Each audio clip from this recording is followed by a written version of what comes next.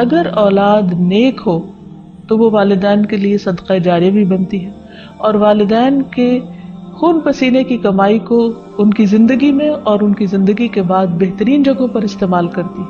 لیکن اگر اولاد بگڑی ہوئی ہو تو زندگی میں بھی انسان کے لیے اذیت اور عذاب ہے، اور بعد میں بھی اس کے مال کو ضائع کرنے والی ہوتی ہے اور اس کے لیے بدنامی کا سبب بنتی ہے.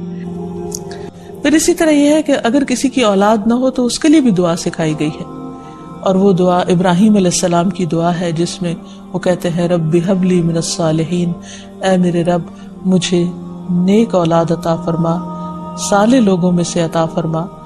فبشرناہ بغلام حلیم، تو ہم نے اسے ایک بردبار بیٹے کی بشارت دی. یعنی اللہ سبحانہ وتعالیٰ نے ان کی دعا سن لی، اور یہ دعا بہت عرصے کے بعد سنی گئی تھی لیکن بہرحال سن لی گئی. ابراہیم علیہ السلام اللہ کے دوست تھے اور مستجاب الدعوات تھے، ان کی دعائیں قبول ہوتی تھی. یہاں یہ بات بھی پتہ چلتی ہے کہ دعا کی قبولیت کا مطلب یہ نہیں کہ جس وقت انسان منہ سے کوئی بات نکالے اسی وقت پوری ہو جائے. اس کی پورے ہونے میں بعض اوقات کئی سال گزر سکتے ہیں، جیسے ہم دیکھتے ہیں یوسف علیہ السلام کے واقعے میں، ابراہیم علیہ السلام اور دیگر پیغمبروں کے سلسلے میں.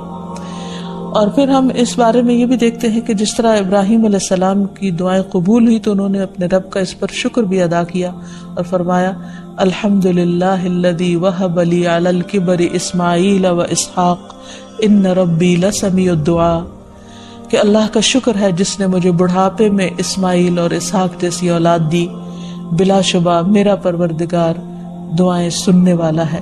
اس لیے اولاد کی طرف سے کبھی بھی مایوس نہیں ہونا چاہیے، نہ ہونے کی شکل میں بھی اور ہونے کے بعد ان کی نیکی اور خیر اور بھلائی کے سلسلے میں بھی. اور اس میں ہم دیکھتے ہیں کہ زکریا علیہ السلام کی بھی اولاد نہیں تھی تو وہ بھی بڑھاپے تک مایوس نہیں ہوئے اور دعا مانگتے رہے. اور اس سلسلے میں آتا ہے کہ وہ جب دعا مانگتے تو کہتے رب ہب لی من لدنک ذریۃ طیبہ انک سمیع الدعاء، کہ اے میرے پروردگار مجھے اپنے پاس سے نیک اور پاکیزہ سیرت اولاد عطا فرما، تو ہی دعا کا سننے والا ہے. یعنی پیغمبر ہمیشہ صرف اولاد کی دعا نہیں کرتے بلکہ نیک اولاد کی دعا کرتے ہیں. نبی صلی اللہ علیہ وسلم حضرت حسن اور حسین کو اپنے پھول کہا کرتے تھے کہ یہ دونوں میری دنیا کے پھول ہیں. ایک اور حدیث سے ہمیں پتہ چلتا ہے کہ اولاد انسان کی بہترین کمائی ہے. فرمایا ان اولادکم من اطیب کسبکم، تمہاری اولاد تمہاری سب سے بہترین کمائی ہے، بس اپنی اولاد کی کمائی میں سے کھاؤ. یعنی وہ انسان کے لیے حلال ہے، جائز ہے.